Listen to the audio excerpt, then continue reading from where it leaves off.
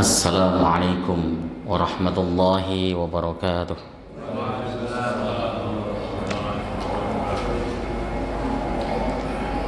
Innal hamdalillah nahmaduhu wa nasta'inuhu wa nastaghfiruh wa na'udzu billahi min shururi anfusina wa sayyiati a'malina.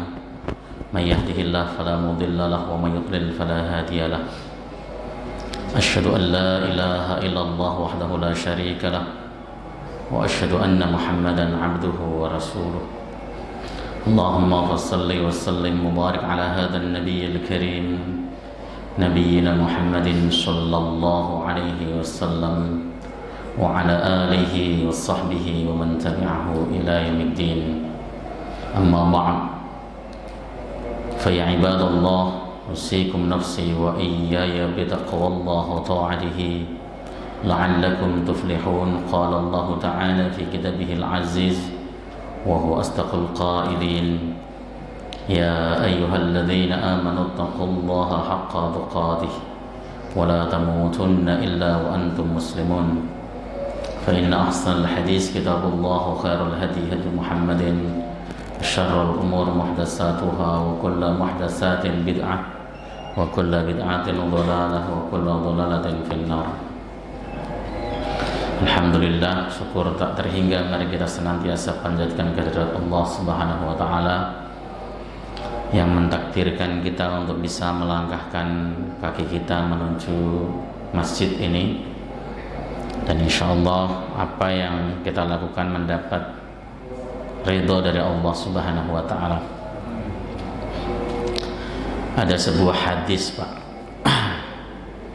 Hadis ini tertulis di dalam Jami'us Shaghirnya Al-Imam As-Suyuti, ada juga di dalam Mu'jam Kabir Al-Imam At-Tabrani, tertulis dalam Sunan Abu Dawud, dan ditulis ulang oleh Syekh Albani di dalam bukunya Sahih Sunan Abi Dawud. Bunyi hadisnya begini: Man masya ila salatin maktubatin fil jama'ati fahiya kahajjatin. Siapapun orangnya yang berjalan kaki menuju masjid untuk melaksanakan sholat jamaah, sholat wajib, sholat maktubah itu sholat fardu berjamaah, maka dia seakan-akan melaksanakan ibadah haji. Wa man masa ila sholati tatawu'in, dan siapapun yang berjalan menuju masjid dalam rangka melaksanakan sholat sunnah, fahiya kal umratin nafilati, maka itu seperti umrah sunnah. Jadi kalau bapak tadi dari rumah jalan kaki sampai sini, itu seperti orang yang pergi haji. Kalau begitu bapak sudah patut untuk dipanggil Pak Haji aslinya, ya. Tapi di dalam kitab Fawaid Asy-Syatiriyah dikatakan yang dapat fadilah itu orang yang jalan kaki. Kalau pakai motor enggak, ya, jalan kaki menuju masjid. Itu mukadimahnya supaya kita semangat lagi untuk gampang menuju masjid. Salawat dan salam mudah-mudahan terus tercurah keharibaan beliau Rasulullah Muhammad sallallahu alaihi wasallam beserta seluruh keluarga beliau, sahabat, kerabat dan pengikutnya, serta kita semuanya insyaallah istiqamah konsisten dalam menjalankan dan mengerjakan sunnah-sunnahnya hingga akhir masa nanti. Kita di dalam kesempatan ini akan membahas sebuah maqalah, dan mudah-mudahan bahasan ini nanti bisa selesai dan menjadikan kita tambah ilmu dan tambah iman kita.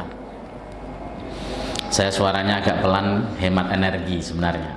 Suaranya sudah agak sedikit soak, tetapi biasanya pelan-pelan begini ntar juga kencang juga, heran saya itu tidak bisa untuk kontrol suara. Baik. Di sini dikatakan anna sya'airal imani ay a'lamahu arba'atun. Sesungguhnya alamat atau tanda-tanda iman itu ada 4. Kita tahu iman itu termasuk amaliyah batin aslinya. Amaliyah batin itu amaliyah yang ada di dalam batin. Tetapi iman yang kuat, iman yang telah menancap di dalam dada seseorang itu akan menimbulkan atau akan memancarkan alamat, ya, memancarkan alamat. Nah, ini ada 4. Yang pertama at-taqwa. Takwa. Makanya Nabi mengatakan at-taqwa hahuna, takwa itu di sini. Takwa itu di sini. Kenapa? Takwa itu pancaran iman. Seseorang tidak mungkin bertakwa kalau dia tidak punya iman. Kalau ada orang yang ngaku beriman tapi tidak bertakwa, maka itu seperti orang-orang munafik yang dia hanya mengaku bertakwa tetapi tidak melaksanakan syariat Allah Subhanahu wa taala. Makanya di dalam Al-Qur'an itu kan ada waqalatil a'rabu amanna. Orang-orang Arab, orang-orang Arabi itu adalah orang-orang Arab pedalaman. Dia berkata, amanna, kami telah beriman. Kul, kata Allah, kul, katakan ya Muhammad, lam tu'minu, kalian belum beriman, walakin kulu aslamna, tapi katakan kami baru Islam. Walamma yadkhulul imanu fi qulubihim, sebab iman belum masuk ke dalam dada mereka.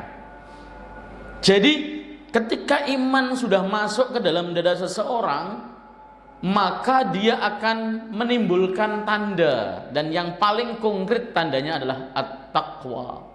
Takwa kepada Allah Subhanahu wa taala. Di dalam Al-Qur'an, kata takwa itu memiliki 3 makna secara umum. Takwa yang berarti takut. Wa iyaya fattaqun, dan hanya kepada akulah kalian harus takut. Takut kepada Allah itu artinya takut murka Allah, takut siksa Allah, takut kalau enggak disayang sama Allah, takut kalau enggak diampuni oleh Allah. Itu namanya takut kepada Allah Subhanahu wa taala. Kita harus takut, bukan takutnya seperti anak kecil yang lari atau sembunyi.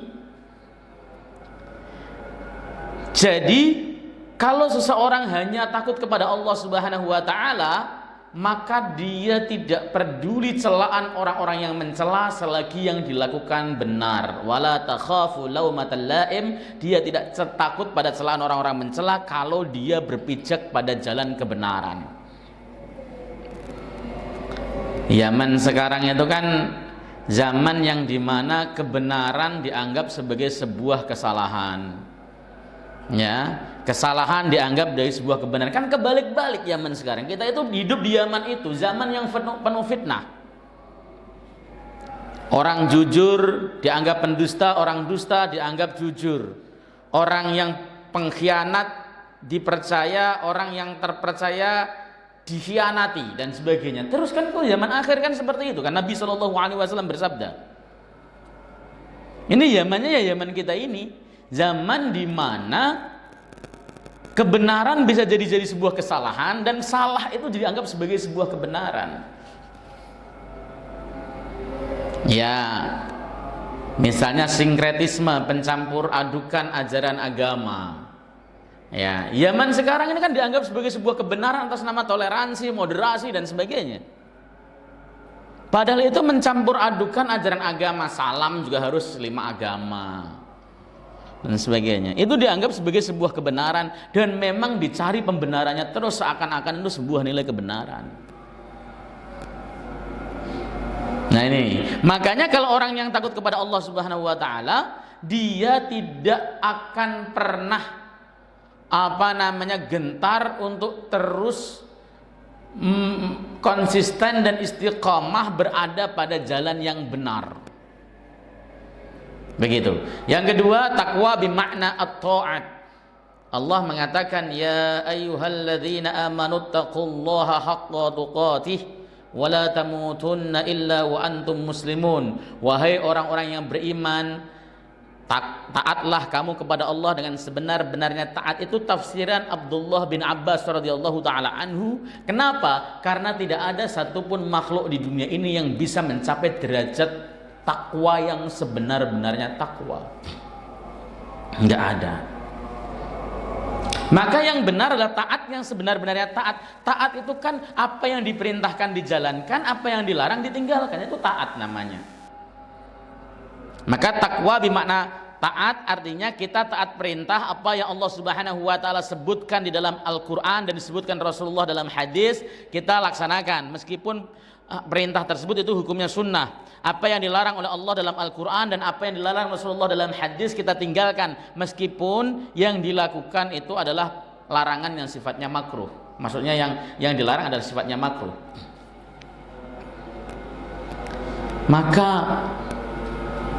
orang yang dia betul-betul bertakwa kepada Allah Subhanahu wa taala, dia tidak pernah meremehkan larangan Allah meskipun hanya makruh.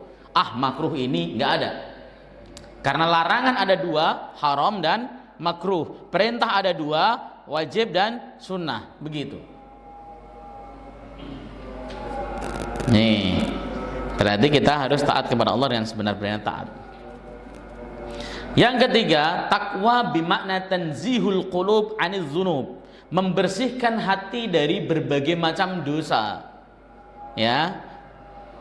May yuti'illah wa yattaqihi, may yuti'illah wa yahsyahu wa yattaqihi faulaika humul faizun. Siapapun yang taat kepada Allah, takut kepada Allah dan bertakwa. Takwa itu artinya membersihkan hati kita dari maksiat. Maksiat hati itu macamnya banyak dan bisa menggerogoti siapapun.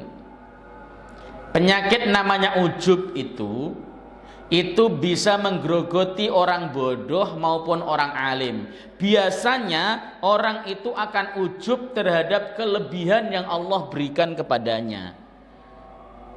Orang alim diberikan ilmu, maka dia akan ujub dengan ilmunya. Orang kaya diberikan harta, maka dia akan ujub dengan hartanya. Masing-masing orang yang diberikan kegantengan luar biasa akan ujub dengan kegantengannya. Begitu terus. Nggak ada orang kemudian nggak ganteng ujub dengan kegantengannya, nggak ada. Orangnya jelek kok masa ujub sama kegantengannya, kan nggak ada. Nggak ada orang bodoh ujub dengan kealimannya, nggak ada. Nah, ini maksiat qalb, maksiat hati yang terus menggerogoti kita. Bahaya, makanya oleh sebab itu harus kita bertakwa dengan cara membersihkan diri dari berbagai macam dosa. Nah, di dalam kitab ini dikatakan wa huwa fi ta'ati yuradu bihil ikhlas. Kalau di dalam masalah ketaatan, takwa adalah maksudnya ikhlas. Dalam urusan sholat yang disebut bertakwa adalah antum ikhlas di dalam sholatnya. Ya, ngaji misalnya, ketika kita bicara masalah takwa dalam ngaji, berarti kita ikhlas di dalam ngajinya. Karena ikhlas itu kan rohnya ibadah. Ikhlas itu adalah nyawanya ibadah. Ibadah tanpa ikhlas itu ya sia-sia. Syarat diterimanya ibadah itu kan ada 3 tuh Pak. Yang pertama tauhidullah, akidahnya harus lurus dan mantap. Yang kedua mutaba'atur rasul, harus mengikuti Rasul sallallahu alaihi wasallam. Yang ketiga kan harus ikhlas. Antum akidahnya lurus, mutaba'ahnya kepada Rasul bagus, tapi enggak ikhlas ya percuma. Wah, sholatnya sudah mutaba'ah Rasul, tauhidnya kuat, tapi enggak ikhlas, pamer tujuannya, ya percuma, tidak akan diterima oleh Allah Subhanahu wa taala. Karena salah satu syaratnya tidak terpenuhi, yaitu ikhlas. Ikhlas itu artinya murni, artinya memurnikan tujuan kita hanya karena Allah Subhanahu wa taala. Saat kita sholat, saat kita puasa, saat kita apapun, itu kita harus murni tujuannya karena Allah Subhanahu wa taala, bukan tercampur dengan yang lain. Itu yang disebut dengan ikhlas. Takwa di dalam ketaatan itu adalah ikhlas. Wa fil ma'siyati yuradu bihi at-tarku wal hadaru. Jadi yang di dalam maksiat maksudnya adalah tinggalkan maksiat tersebut dan jauhi. Jadi takwa dalam perbuatan maksiat artinya takwa yang ada hubungannya dengan maksiat adalah jangan lakukan perbuatan maksiat, jauhi perbuatan maksiat, itu namanya takwa. Kemudian wakila huwa muhafadzatu adab syariah, wakila huwa al-iqtida bin nabi qaulan wa fi'lan. Menurut pendapat yang lain, takwa di sini adalah maksudnya adalah menjaga adab-adab syariat. Adabus syariat, melaksanakan syariat yang didatangkan oleh Allah dan Rasulnya dengan sebaik-baiknya, bukan sekedar menjalankan. Ketika kita diperintahkan oleh Allah Subhanahu wa taala aqimis shalah, tegakkanlah salat, itu bukan hanya sekedar menjalankan, tapi memenuhi adab-adabnya dengan baik. Ketika kita diperintahkan wudhu, itu tidak hanya sekedar menjalankan, tapi memenuhi adab-adabnya dengan baik. Ketika kita diperintahkan untuk melaksanakan umroh, bukan hanya menjalankan, tapi laksanakan adab-adabnya dengan baik. Ini yang disebut dengan takwa. Menurut sebagian ulama, ketika ada syariat yang disampaikan kepada kita, laksanakan dengan sebaik-baiknya. Atau menurut pendapat lain, al-iqtida'u bin nabi qaulan wa fi'lan, mengikuti Nabi sallallahu alaihi wasallam totalitas, baik perkataan beliau maupun perbuatan beliau. Ya. Jadi kalau begitu, takwa itu sebenarnya versinya banyak. Sebab Nabi sallallahu alaihi wasallam tadi di dalam hadis sahih hanya mengatakan at-taqwa hahuna. Takwa itu di sini letaknya. Begitu. Ini alamat iman yang pertama. Jadi kalau ada orang aku beriman tidak bertakwa, maka imannya bermasalah. Kalau ada orang ngaku beriman, ya, tetapi dia menjalankan syariat Islam masih berat, maka imannya bermasalah. Bukan tidak sah, bermasalah itu bisa jadi imannya lemah. Saya kan pernah menjelaskan di sini juga bahwa salah satu dampak daripada iman dalam kehidupan kita itu adalah bergegas di dalam merespon perintah Allah dan Rasulnya. Suratul istijabah linida'illahi wa rasulih. Bergegas, bukan hanya sekedar melaksanakan, tapi sur'ah. Kalau ada orang tidak sur'ah, misalnya contoh, biasanya gini loh Pak, orang itu kalau ibadah-ibadah badaniyah masih mending lah, tapi ibadah-ibadah yang kaitannya dengan harta itu berat. Manusia itu kalau ada bangun masjid lebih suka kerja bakti pakai badannya dibanding dengan nyumbang semen, karena memang pada hakikatnya begitu, berat. Nah, tetapi kalau kemudian ada perintah, misalnya diperintahkan oleh syariat untuk bersedekah, untuk membangun masjid, sur'ah, bergegas, bukan hanya melaksanakannya lambat, tapi memang bergegas. Ada perintah sholat, ada perintah puasa, sur'ah. Ini yang kemudian menjadi tanda apakah kita sudah bisa, iman kita itu mendorong semangat takwa kita sampai puncak. Kita bisa bergegas dalam merespon perintah Allah Subhanahu wa taala dan Rasulnya, ya. Kemudian kita juga bisa menganggap saudara muslim kita sebagai saudaranya. Loh, kan enak kalau kemudian kita menganggap saudara seiman kita itu saudara kita, meskipun kita beda madhab, meskipun kita beda tata cara sholat, meskipun kita beda, maksudnya tata caranya gerakannya sholat, ya, tata sholatnya sih sama, rukun-rukunnya sama, meskipun beda, tapi bisa nggak kita menganggap dia adalah saudara kita? Itu imbas iman dalam kehidupan. Tanpa membedakan apapun, selagi dia muslim, mukmin, dia saudara saya. Oke, saya lanjutkan. Jadi alamat yang pertama adalah takwa, itu diingat-ingat. Yang kedua adalah al-haya, malu. Ya, malu itu terbagi menjadi dua, yaitu nafsani, wa huwa alladzi khalaqahu Allah taala fin nufus kulliha kal haya'i min kashfi aurati wal jima'i bainan nas, wa imani wa huwa ayyamna al mu'minu min fi'lil ma'asi khaufan min Allah taala. Jadi yang kedua, bukti bahwa kita imannya kuat adalah malu. Di dalam kitab ini malu itu terbagi jadi dua. Nafsani, yaitu malu yang memang manusiawi, seperti seseorang terbuka auratnya, malu. Seperti seseorang, melakukan perbuatan yang buruk di banyak orang, itu malu. Itu nafsani.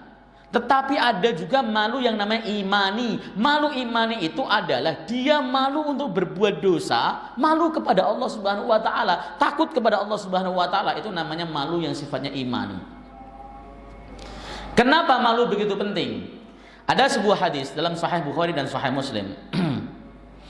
Nabi mengatakan al-imanu bid'un wa sittuna syu'batan, afdaluha qaulu la ilaha illallah wa adnaha imatatul adza 'anit thariq wal haya'u syu'batun minal iman. Iman itu memiliki 60 lebih cabang. Cabangnya iman banyak. Yang paling tinggi cabang itu adalah la ilaha illallah, ucapan la ilaha illallah. Ini kalimat yang luar biasa. Ini cabang iman yang tertinggi, ucapan la ilaha illallah. Makanya kan orang kalau wafat bisa mengucapkan kalimat la ilaha illallah kan masuk surga kan. Man kana akhiru kalamihi la ilaha illallah dakhalal jannah. Siapapun orangnya yang ucapan terakhir di dunianya pada saat dia mau mati la ilaha illallah, maka dia akan masuk surga. Kenapa? Karena ia ada pada cabang yang paling tinggi. Yang paling rendah adalah menyingkirkan onak yang menyakiti di jalan, mau batu kayak mau kulit pisang, mau duri dan sebagainya. Disingkirkan supaya tidak menyakiti orang lain. Itu cabang iman paling rendah. Wal haya'u syu'batun minal iman. Sementara malu adalah satu cabang daripada keimanan. Kata Al-Imam An-Nawawi dalam Syarah Sahih Muslim, kenapa malu yang dijadikan contoh Nabi Sallallahu Alaihi Wasallam? Padahal cabang iman tuh banyak. Ada cabang haji, cabang sholat, cabang umroh, ada cabang sodakoh, ada cabang tolabil ilmi. Itu cabang-cabang ilmu. Maka kalau kemudian kita saat ini hadir di majelis taklim, kita itu berada pada salah satu cabang ilmu. Kalau kita berada pada salah satu cabang ilmu dan ini kuat, maka iman kita akan yazid, nambah.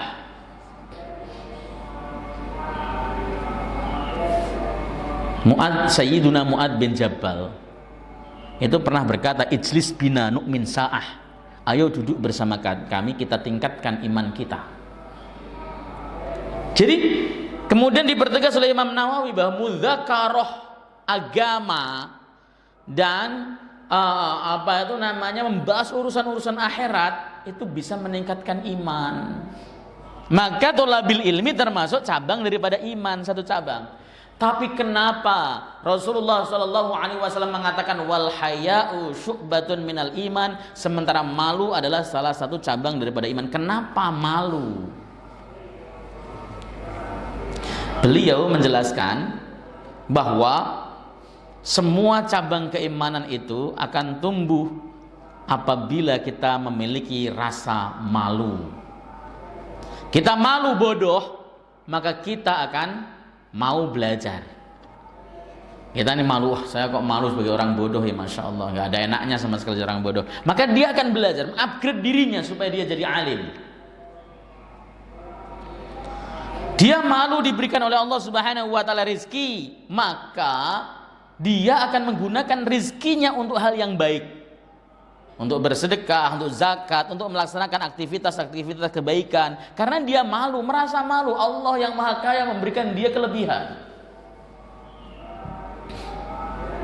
Dia malu kalau dia dikasih kesehatan oleh Allah Subhanahu wa ta'ala, tapi tidak digunakan untuk melaksanakan aktivitas, misalnya untuk sholat dan sebagainya.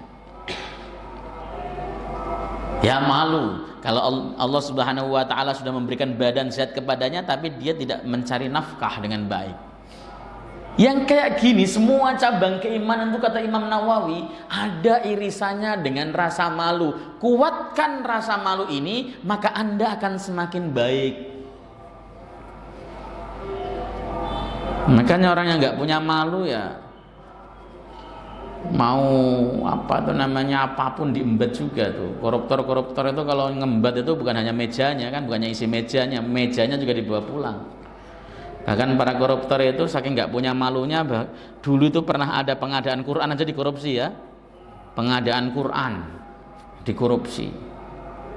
Ya, ini dahsyatnya. Kenapa? Karena nggak punya malu. Di Indonesia itu para koruptor itu nggak punya malu memang. Coba kalau pas lagi di syuting malah dia dada dengan dada, pakai baju oranye dada. Kalau di Jepang atau di Cina begitu ditangkap, malunya luar biasa, bisa bunuh diri dia.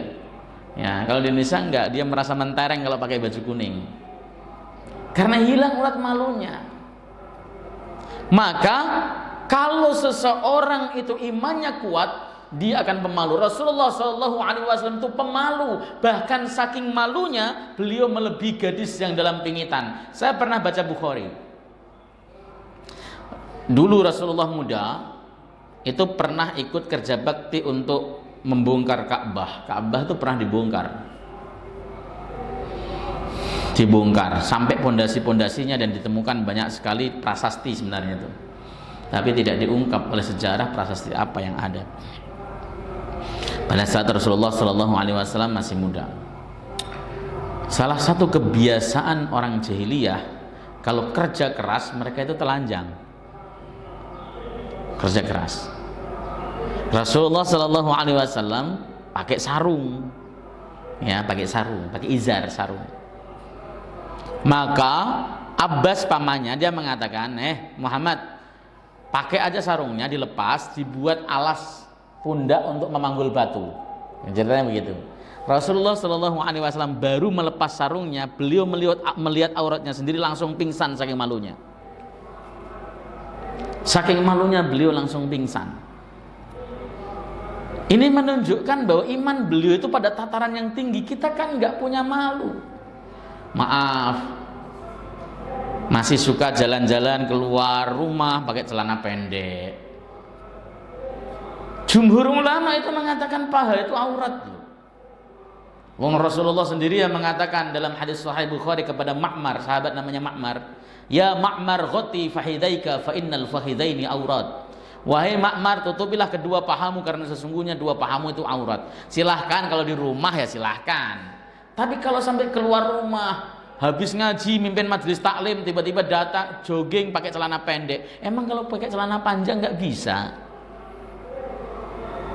Kenapa? Ya kita itu nggak punya malu. Auratnya disebar-sebar, nggak punya malu. Nah, kalau sudah hilang rasa malunya, maka berarti imannya bermasalah, tipis. Imannya ini yang perlu perbaikan. Begitu, Pak. Saya punya seorang teman. Dia itu sedang menghafal Al-Quran. Umurnya padahal sekarang itu mungkin 46-47 tahun. Dia menghafal Al-Quran. Ketika saya tanya, antum semangat banget menghafal Al-Quran, kenapa? Saya malu, Tat, nanti kalau ketemu Allah Subhanahu wa Ta'ala saya nggak punya hafalan. Ya, ini rasa malu ini dihembuskan untuk memotivasi supaya dia menghafalkan Al-Quran, banyak menghafal Al-Quran. Saya malu, nanti kalau ketemu Allah saya nggak punya hafalan apapun. Mestinya kan kita begitu, malu dong. Kita umurnya panjang misalnya, lalu kemudian dikasih oleh Allah Subhanahu wa Ta'ala kesehatan, akal yang cerdas, tetapi tidak kita gunakan untuk membaca Al-Quran, menghafalkan Al-Quran, malah kita gunakan untuk hal-hal yang lain. Apa nggak malu? Dan kita memohon sama Allah Subhanahu wa Ta'ala mudah-mudahan termasuk ahli Al-Quran. Padahal di dunia kita jarang berinteraksi dengan Al-Quran.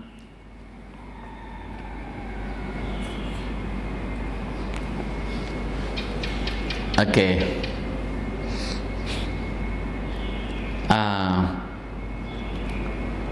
Rasulullah SAW pada saat beliau mau wafat, itu saat beliau mau wafat itu sakit luar biasa. Beliau kan pingsan berkali-kali. Lalu kemudian ketika beliau sadar dari pingsannya, beliau mengatakan, di kantongku ada beberapa uang dinar, sedekahkanlah di jalan Allah Subhanahu wa Ta'ala. Kemudian habis ngomong begitu Rasulullah pingsan lagi. Sahabat otomatis mikirnya bukan mikirin tadi yang diomongkan Nabi, tapi ngurus Nabi yang pingsan ini. Begitu sudah diurus, Rasul sadar lagi, dia ngomong, sudahkah kalian infakkan? Belum ya Rasul. Rasul kemudian berkata apa? Ya, apa yang harus saya ucapkan ketika aku bertemu dengan Allah sementara di kantongku masih ada beberapa uang dinar emas? Itu saking malunya Rasulullah SAW. Nah, ini yang kemudian menjadi tanda. Jangan malu-malunya nggak boleh.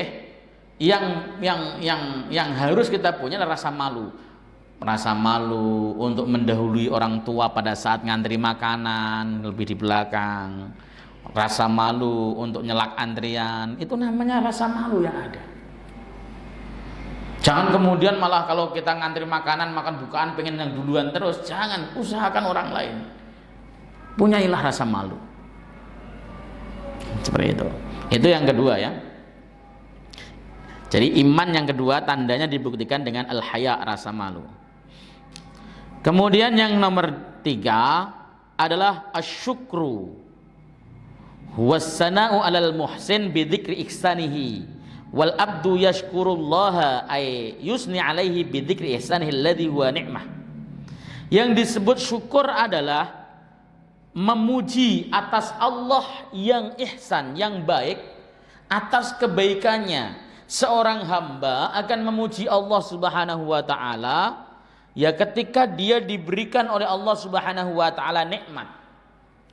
Maka di dalam hadis dikatakan asyukru nisful iman. Syukur itu merupakan separuh daripada keimanan. Bahkan kalau kemudian kita lihat lagi, syukur itulah sebenarnya keimanan.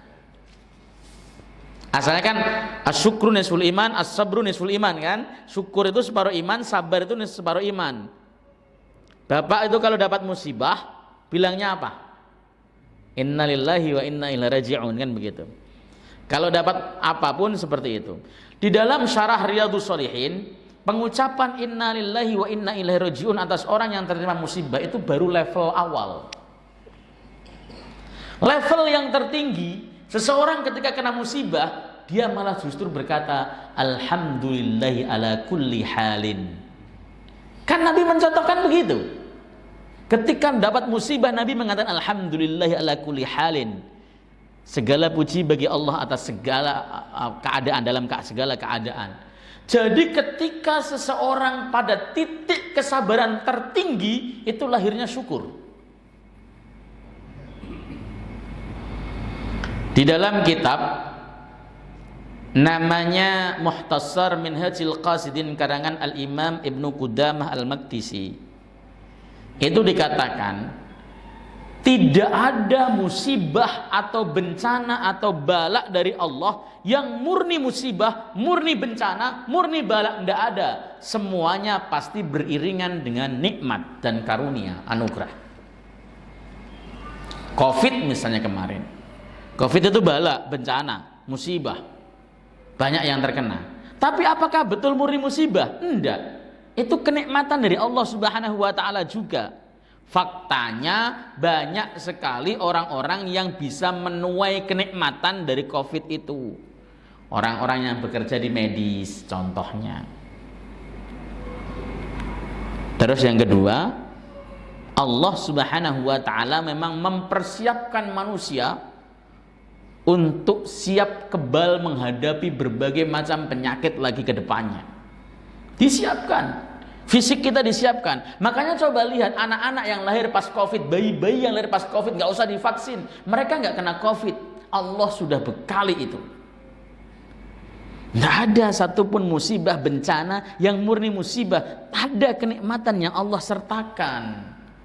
Oleh sebab itu, orang yang kedudukannya tinggi memandang bahwa musibah itu pun hakikatnya adalah kenikmatan. Maka yang diucapkan alhamdulillahi ala kulli halin. Ini. Jadi syukur itu memang luar biasa. Kita berterima kasih kepada Allah Subhanahu wa taala atas apapun yang diberikan kepada kita. Nah, makanya syukur itu ada 3 kan para ulama membagi. Yang pertama syukur bil qalb, yang kedua syukur bil lisan, yang ketiga syukur bil arkan atau bil jawarih. Syukur bil qalbi itu artinya hatinya merasa puas akan apapun yang telah Allah Subhanahu wa taala berikan kepadanya. Bapak misalnya kerja dapat uang 100.000, bapak puas hatinya, batinnya puas atas pemberian Allah, otomatis lisannya akan berucap alhamdulillah. Bukan kok syukur begini, ya Allah capek saya kerja ke sono kemari dapatnya cuma 100.000, ya nggak apa-apalah syukuri aja. Bukan begitu, tuh mah ngeluh ya, itu ngeluh. Kalau orang syukur itu dapatnya berapa, target dapat 200.000, dapat 50.000, tetap syukur. Kenapa? Karena dia merasa bahwa apa yang diberikan oleh Allah kepadanya adalah yang terbaik, dan dia tetap husnudzon kepada Allah Subhanahu wa taala. Oh, ini 50 ini yang terbaik. Pemberian Allah ini harus saya syukuri. Apalagi kalau dia kenal rizki dari Allah itu macamnya banyak. Ada rizki madmun, ada rizki maksum, ada rizki matlub, ada rizki mau'ud. Ya. Orang misalnya rizki madmun itu rizki yang dijamin oleh Allah. Bapak itu nggak akan mati kalau memang rizkinya nggak habis. Meskipun bapak nggak kerja, pasti dijamin oleh Allah Subhanahu Wa Taala kalau hanya untuk kuat sholat saja. Ya, itu rezeki madmun. Dia akan bersyukur meskipun hari ini dia nggak dapat kerjaan apapun, nggak dikasih duit sama Allah Subhanahu Wa Taala, tapi masih bisa kuat melaksanakan sholat, itu bersyukur sebab dia dikasih rizki madmun, rizki yang digaransikan oleh Allah Subhanahu Wa Taala. Allah menegaskan, wa ma min dabbatin fil ardi illa 'alallahi rizquha. Semua yang merangkak di muka bumi ini pasti diberikan rezeki oleh Allah Subhanahu Wa Taala. Teman-teman, ada rezeki maksum. Rezeki maksum itu rezeki yang memang jatah kita. Kita narjetin 300.000, dapatnya cuma 100.000, berarti maksum kita begitu. Nggak usah protes. Orang yang sadar itu dia akan bersyukur. Ya Allah, ternyata bagian rezeki saya cuma 100.000. Alhamdulillah, syukur. Nggak kemudian ada capek luar biasa, dapatnya kok cuma 100.000, masya Allah. Syukuri aja deh. Nah, itu namanya orang ngeluh. Jangan biasa ngeluh sama Allah Subhanahu Wa Taala. Nikmat Allah itu disyukuri dengan sebaik-baiknya. Nah, ada rezeki namanya tadi apa? Rezeki matlub. Rezeki matlub itu rezeki yang harus dicari. Bapak kerja berangkat pagi pulang petang itu namanya nyari rezeki matlub. Tapi rezeki matlub ini juga kaitannya dengan rezeki maksum. Dicari habis-habisan, tetap akan ada takarannya. Kalau takaran tempat bapak itu gelas, meskipun digerujuk pakai ember, ya hanya segelas itu saja yang penuh, yang lainnya nggak ada. Kalau hari itu atau bulan ini bapak memang targetnya atau maksumnya cuma dapat 5 juta, meskipun bapak dapat proyek banyak, ya hilang, yang sisa tinggal 5 juta. Itu namanya rezeki maksum. Ada rezeki mau'ud. Rezeki mau'ud itu rezeki yang dijanjikan Allah. Itu untuk orang yang bertakwa, orang-orang yang berjuang di jalan agamanya Allah. Kadang-kadang saya tuh mikir orang-orang yang ngurusin umat, ngurusin apa tuh namanya sumbangan kemanusiaan ke Palestina, kemudian ke Rohingya dan sebagainya. Dikit-dikit keluar negeri duitnya kok banyak banget gitu kan. Itulah rezeki maut. Orang yang ngurusi agamanya Allah Subhanahu Wa Taala itu akan diurusi sama Allah Subhanahu Wa Taala.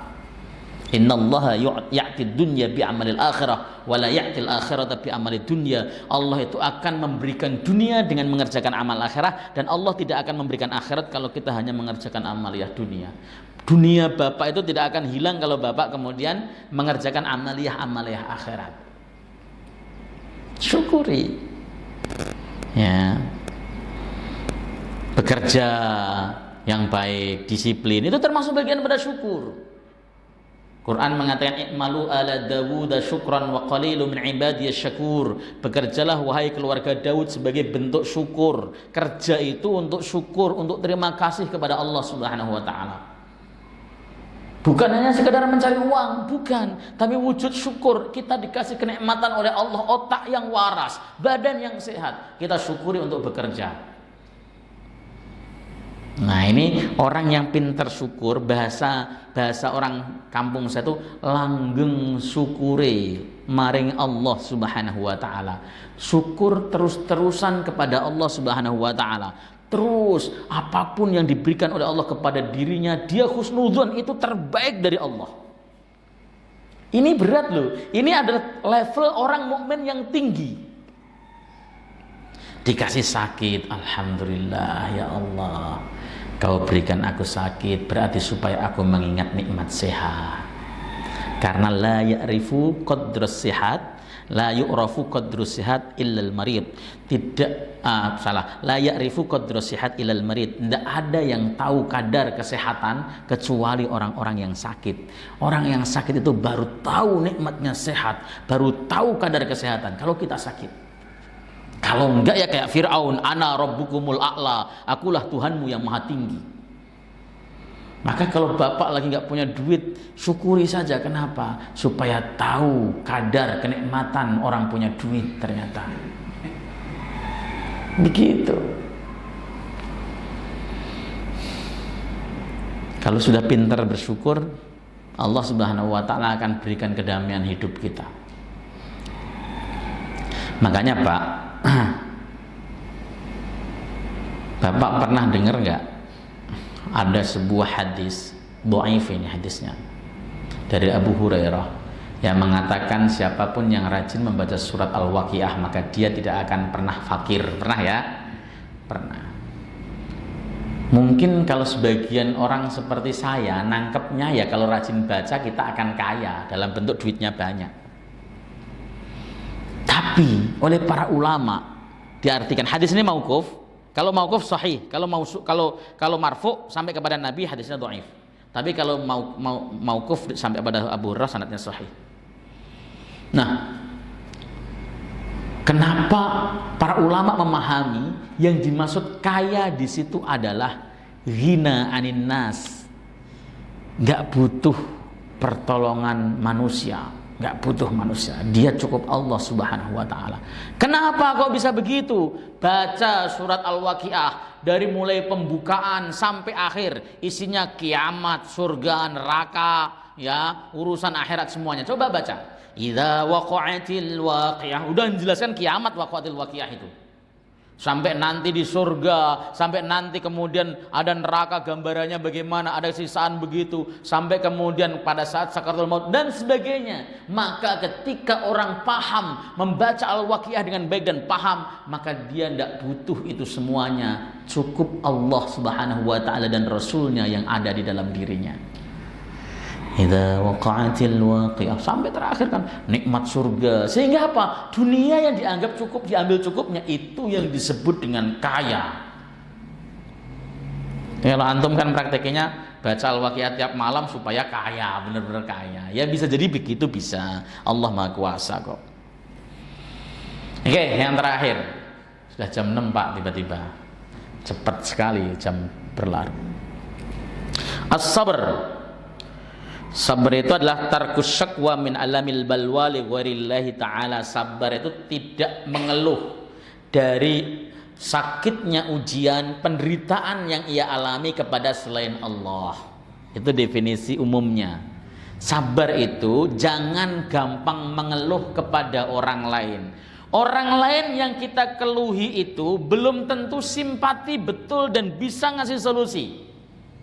Kadangkala dia ngomong simpati di depan kita, mukanya kelihatan sedih, hatinya sorak-sorai. Ya. Oh begitu, masya Allah, oh, begitu bacaan mampus lo, bisa. Gak ada yang tahu. Serius.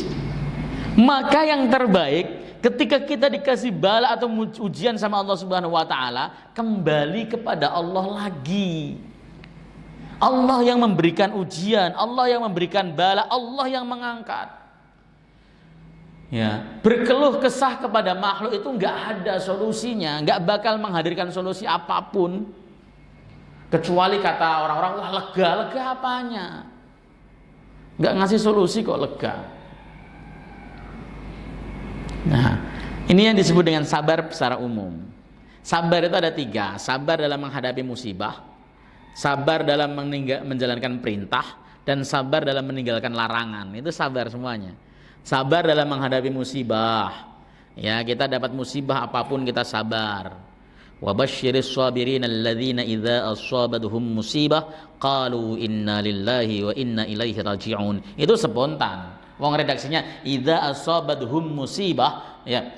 Wa basyiris sabirin, berikan kabar gembira pada orang-orang sabar, alladzina idza asabathum musibah, yaitu mereka tatkala mereka tertimpa musibah, qalu, spontan, enggak ada fa jawab, enggak ada summa dan sebagainya, langsung qalu inna lillahi wa inna ilaihi raji'un. Spontan dia berkata, aku ini milik Allah dan sesungguhnya kami akan kembali kepada Allah. Jadi yang sabar, orang sabar itu adalah orang yang ketika mendapat musibah pertama kali atau pada saat dia dapat musibah, langsung dia bisa mengatakan inna lillahi wa inna ilaihi raji'un. Bapak hilang motor misalnya, waduh motorku di mana? Langsung setelah 3 hari kemudian, udahlah nggak apa-apa, sabar dan sebenarnya udah 3 hari Pak. Yang tadi nangis darah buat apa tadi? Nah, makanya kalau orang sabar itu begitu tertimpa musibah langsung inna lillahi wa inna ilaihi raji'un. Jangankan motor, nyawa saja bisa diambil. Salah satu guru saya itu beliau pernah ngaji depan santrinya banyak begitu. Tiba-tiba datang orang lapor, Pak Kiai, ya, tahu penggilingan padi tahu? Kalau di kampung namanya slab, ya, itu kebakaran punya beliau. Gabah bertonton habis kebakar semuanya. Ya, beliau cuman, oh, mengatakan innalillahi wa inna ilaihi raji'un. Ngaji lagi beliau, udah nggak masalah. Selesai ngaji sesuai dengan jadwalnya, kemudian beliau baru nengokin. Manggut-manggut dengan, ya udah mau ngapain lagi, mau nangis darah dan sebagainya udah terjadi kan. Begitulah memang harus orang sabar pada jebrakan yang pertama. Kalau kemudian bapak udah kesana kemarin, ya udahlah disabar-sabarin aja, itu nggak sabar. Sabar itu butuh latihan. Coba kejedot pintu, bapak sanggup innalillahi wa inna ilaihi raji'un tanpa gebrak pintu? Innalillahi wa inna ilaihi raji'un. Itu nggak sabar namanya. Ya. Jadi itu sabar dalam menghadapi bala, mendapat musibah. Yang kedua, sabar dalam menjalankan perintah. Nggak ada perintah yang dilakukan tanpa kesabaran. Ngaji itu butuh sabar loh. Kan menurut sampean ngaji saya ini udah lama kan? Nggak lama aslinya, baru 1 jam. Ya, kami anak-anak santri kalau ngaji itu 3 jam duduk, 4 jam duduk, serius. Ya, ngaji itu mulai dari subuh selesai jam 8:30 baru istirahat sekali. Kemudian setengah jam kemudian setelah sholat duha dan sebagainya gebrak lagi jam 9 sampai jam 11:30. Seperti itu rutin. Ya kalau kemudian baru 1 jam, ada lama banget, tidak selesai. Ya memang kurang sabar. Makanya Sayyidina Ali kan pernah mengatakan, allala tanalul ilma illa bisyittatin saumbika an majmu'iha bi bayanin dzakain wa hirsin wa istibarin wa bulghatin wa irsadi ustadzin wa tuli zamanin. Nah, ada 6 syarat mencari ilmu. Kalau tidak dipenuhi maka dia tidak dapat ilmu. Yang pertama dzakain, cerdas. Yang kedua hirsin, semangat. Kemudian wastibarin, sabar. Orang ngaji di mana-mana sabar, harus sabar. Perlu perjuangan bertahun-tahun dulu. Ya, duduk bermujalasah, nahan kesemutan, itu pernah kami alami semua, Pak. Ya, nahan kesemutan, nahan pengen pipis, nahan pengen semuanya udah pernah kami alami. Wabul ghoten, dan ada ongkosnya. Ngaji itu ya ongkos, modal. Jangan nggak modal. Pengen dapat ilmu kok nggak modal ya dapatnya dikit. Kalau memang pengen dapat banyak ya harus modal. Sekolah yang benar, kemudian nyantri yang benar, itu namanya modal. Bulghah. Wa irsyadi ustadzin, harus ada ustadz yang menunjukkan, membimbing. Kalau tanpa ada ustadz yang membimbing ya sesat. Bapak itu belajar fikih tanpa ada ustadz yang membimbing itu bisa sesat. Kenapa? Akhirnya kemudian direka-reka sendiri. Contoh. Ini contoh, saya contohkan bahwa bimbingan ustadz itu penting. Suatu hari Syekh Nasiruddin Al-Albani, beliau itu menegur seorang remaja atau pemuda yang sholat menggerak-gerakkan telunjuknya. Kata Syekh, apa yang kalian lakukan itu? Loh, saya justru ngikutin bukunya Syekh, justru menggerak-gerakkan. Kata Syekh Nasiruddin apa? Bukan begitu cara menggerakkannya, tapi arahkan ke arah kiblat, gerakkan dengan cepat. Begitu kata beliau. Ini karena apa? Karena tadi dia memahami agama dengan sakarpe dewi, suka-suka dia. Maka dia seakan-akan berhayal begini dan sebagainya. Saya kasih contoh lagi. Meletakkan tangan di atas dada. Sebut 4 madhab yang mengamalkan. Tidak ada. Imam Ahmad mengatakan meletakkan tangan di atas dada itu makruh. Ya, itu ditulis oleh Al-Ibnu Qayyim Al-Jauzi. Makruh begitu. Tapi kenapa kemudian banyak kita mengamalkan? Karena kita cukup baca buku. Makanya antum kalau lihat kemudian para masyayikh yang bermadhab Hambali maupun madhab apapun, ketika sholat ya biasa begini, paling tinggi begini. Nggak ada yang sampai begini, nggak ada. Kenapa kok bisa sampai begini? Karena kita menerjemahkan di atas dada, letter lucknya begitu. Kenapa? Tidak ada ustadz yang menunjukkan. Wa irsadi ustadzin, tidak ada. Paling tinggi ya begini, paling tinggi. Irsyadi ustadzin itu penting. Kenapa? Karena gurunya tadi diajari juga oleh guru, terus mutasil sampai kepada Nabi Shallallahu Alaihi Wasallam. Ya, ini yang harus kemudian kita sadari betul. Jangan kemudian kita membaca buku lalu kemudian kita reka-reka, kita hayalkan seakan-akan begitulah cara Nabi Shallallahu Alaihi Wasallam melakukan. Padahal yang salah pemahaman dan hayal kita. Contoh lagi, pernah saya contohkan di sini juga. Ketika ada kencing bayi yang belum makan nasi, baru ASI, itu kalau dalam terjemahan buku kan dipercikkan air. Percik itu kalau menurut pemahaman antum gimana? Sepretin kan? Enggak begitu, najis tetap. Ya, di dalam bahasanya itu ros, artinya ini najis, misalnya najisnya sebesar telapak tangan. Itu kita kasih air, kita oles-oleskan airnya sehingga tertutup semua najisnya. Itu cukup. Harus tertutup semua najisnya sama air. Enggak bisa kemudian antum ambil air, cus. Dan tidak tertutup najisnya. Nah, ini salah memahami. Kenapa kok bisa salah? Karena nggak pakai guru. Cukup dipercikkan ustadz, ini air bayi penuh misalnya, atau pipisnya udah kering. Wah, ambil air cuman cus. Suci kata Nabi, bukan kata Nabi. Anda yang salah memahami. Anda berhayal dengan cara yang salah. Itu saja. Mudah-mudahan manfaat. Udah jam melewat, tidak enak sama yang lain. Walaupun antum sabar, ya tapi saya yang nggak sabar sekarang. Ya, ada pertanyaan? Boleh 1-2 pertanyaan? Monggo. Nggak ada? Alhamdulillah paham semuanya. Mudah-mudahan Allah Subhanahu Wa Taala berikan kepada kita kesehatan, ya, kesalihan, umur panjang dalam ketaatan dan ketakwaan kepada Allah Subhanahu Wa Taala. Mohon maaf kita tutup majelis. Subhanakallahumma bihamdika asyhadu an la ilaha illa anta astaghfiruka wa atubu ilaik. Assalamualaikum warahmatullahi wabarakatuh.